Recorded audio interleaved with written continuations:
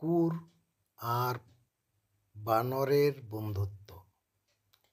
একদিন এক বনে থাকতো কুকুর টমি আর বানর মণি। টমি ছিল খুব পরিশ্রমী আর মণি ছিল খুব দুষ্টু। তবুও তারা ছিল খুব ভালো বন্ধু। একদিন বনে প্রচণ্ড গরম পড়ল।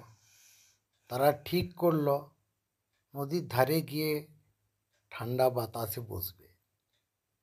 নদীর ধারে গিয়ে দেখে একটা ফল ভর্তি ঝুড়ি ভেসে আসছে।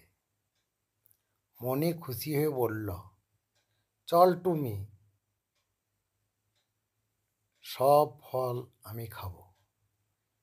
টমি বলল, না বন্ধু, আমরা ভাগ করে খাবো, তাহলে দুজনেই আনন্দ হবে।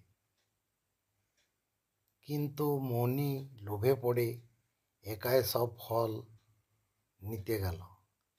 ঝুড়িটা টানতেই সে পানিতে পড়ে গেল।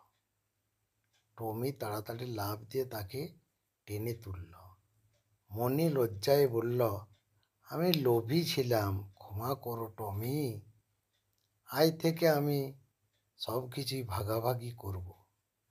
তারপর থেকে তারা দুজনে সব কিছু একসাথে ভাগ করে খেতে লাগলো এবং তাদের বন্ধুত্ব আরও মজবুত হলো। এর থেকে আমরা এটাই শিখি যে নৈতিক শিক্ষা, লোভ করলে ক্ষতি হয় আর ভাগাভাগি করলে সুখ বাড়ে।